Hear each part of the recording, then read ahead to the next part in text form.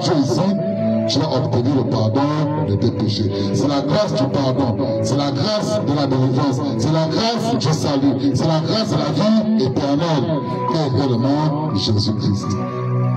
Mais aujourd'hui, dans la plupart des églises, on dit aux gens, habille-toi comme tu veux. Fais comme tu veux. Prostitue-toi parce que nous sommes sous la grâce. Ça, ce n'est pas de Dieu. Ça, c'est la parole du diable. Ça, c'est l'enseignement qui est diabolique. C'est du satanisme. Amen.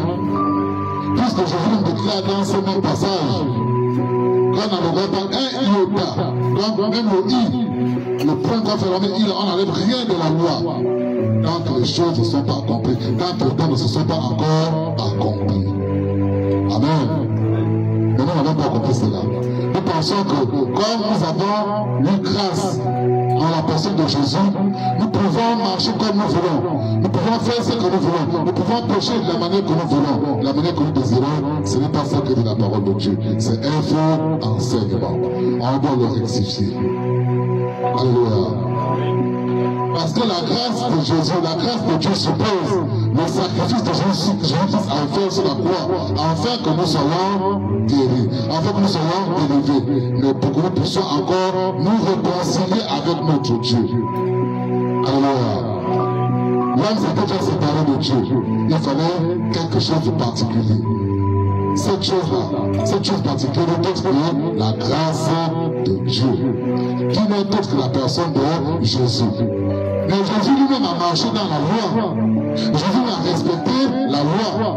Jésus a gardé les commandements. Il a pratiqué la parole. Qu'il veut dire que la loi agit dans la vie de celui qui a accepté la grâce.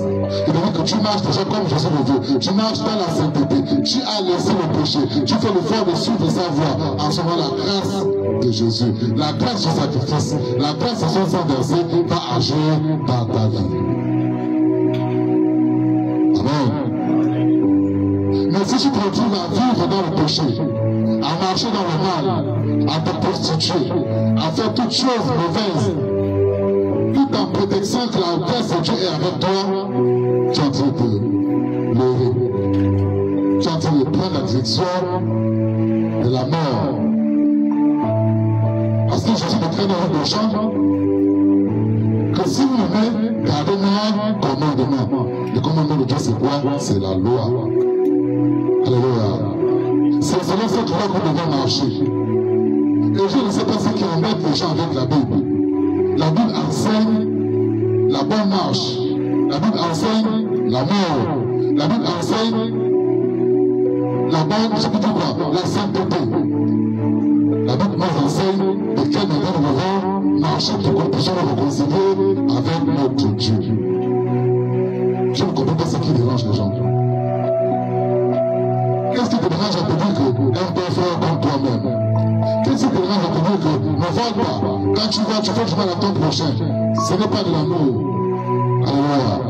Pourquoi les hommes vont se lever et combattre de tels propos, et combattre une telle doctrine, et combattre une telle chose, une chose qui est bonne pour nous les hommes, une chose qui convient à nous les hommes? Puisque Dieu nous a créés à son image et selon sa ressemblance. Il nous a dit soyez saints. Amen. Dans Lévitique 19. Dieu dit soyez saints comme je suis saint. Parce que je vous ai créé à mon image et selon ma ressemblance. Dieu a pour critère la sainteté. Nous appelons le Dieu 3 fois saint. C'est le Dieu qui s'est manifesté en 3 temps. C'est le même Dieu que nous servons aujourd'hui. C'est lui qui a créé les cieux et la terre. 19 Lévitique, à partir du premier verset. Il dit l'Éternel parla à Moïse et dit. L'Éternel parla à Moïse et dit. L'Éternel te parle aujourd'hui à toi et te dit. Oui. Parle à toute l'assemblée des enfants d'Israël. Et je m'adresse à toute l'assemblée des enfants d'Israël. Je dois m'adresser à chacun d'entre vous. Il faut que je vous donne l'information. Il faut que je communique la grâce de Dieu. Alors, oui. Et tu leur diras. Oui. Soyez saints, car je suis saint. Soyez saints, puisque Dieu est saint. Il nous a créé à son image et à sa ressemblance. Par conséquent, si nous voulons être l'image de Dieu, nous devons aussi être saints. Et il va vous dire, ce que nous avons à faire. Comment nous devons marcher pour être saints. Parce que les gens pensent que pour être saint, c'est quelque chose, je ne sais pas, d'inaccessible. Amen.